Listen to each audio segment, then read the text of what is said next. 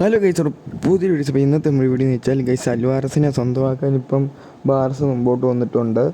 എന്തായാലും അത് കുറേ നാളായിട്ട് ഇപ്പം റൂമറൊക്കെ ഉണ്ടായിരുന്നു ബാർസ മുമ്പോട്ട് വന്നിട്ടുണ്ടെന്ന്. എന്തായാലും അൽവാർസ തന്നെ ഇപ്പം തുറന്നു പറഞ്ഞിട്ടുണ്ട് അത്ലറ്റിക്കോ മാഡ്രിഡിൽ കളിക്കാൻ ആഗ്രഹമില്ല, ടീം വിടാനാണ് താരത്തിന് ആഗ്രഹം.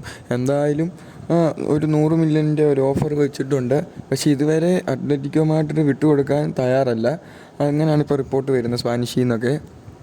കാരണം അൽവാർസ് ഒരു നല്ല പ്ലെയർ തന്നെയാണ്, അതുകൊണ്ടാണ് അത്ലറ്റിക്കോ മാഡ്രിഡ് വിട്ടുകൊടുക്കാത്തത്. പക്ഷേ അൽവാർസിനെ അവിടെ കളിക്കുന്നതും ഇഷ്ടമില്ല. എന്തായാലും അൽവാർസ് പോവോ ഇല്ലയോ എന്ന് നിങ്ങളുടെ അഭിപ്രായം താരം കമൻറ്റ് ചെയ്യണേ.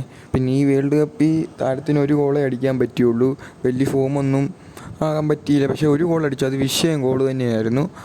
പിന്നെ ബാർസ വരുമോ ഇല്ലയോ എന്ന് നിങ്ങളുടെ അഭിപ്രായം എന്തായാലും താരം കമൻറ്റ് ചെയ്യണേ. ഗൈസ്, അടുത്ത അപ്ഡേറ്റ് എന്ന് വെച്ചാൽ അർജൻറ്റീനയുടെ കോച്ചായ ലയണൽ സ്കലോണി ഡിസംബർ കഴിയുമ്പം ടീം വിടുമെന്ന് ഇപ്പം റിപ്പോർട്ടുകളൊക്കെ വന്നിട്ടുണ്ട്. ഇപ്പം കോച്ച് പറയുന്നതെന്ന് വെച്ചാൽ പണ്ടത്തെ ടീം ഇനിയും വരുന്ന ടീം സെറ്റാക്കാൻ പറ്റത്തില്ലെന്നാണ് ഇപ്പോൾ സ്കലോണി പറയുന്നത്. പണ്ടത്തെ അന്ന് വേൾഡ് കപ്പ് അടിച്ച ടീം ഒരത്രയും നന്നായിട്ടൊന്നും ഇപ്പം ടീം പറ്റത്തില്ലെന്നാണ് ഇപ്പോൾ സ്കലോണി പറയുന്നത്.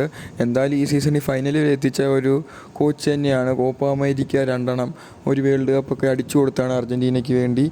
നല്ല ഒരു കോച്ച് തന്നെയായിരുന്നു. അപ്പം സ്കലോണി ഡിസംബർ കഴിയുമ്പം പോകുമെന്നാണ് ഇപ്പം റിപ്പോർട്ടുകളൊക്കെ വരുന്നത്. അപ്പോൾ ഇതിനെക്കുറിച്ചുള്ള നിങ്ങളുടെ അഭിപ്രായം എന്തായാലും താരം കമൻറ്റ് ചെയ്യണേ.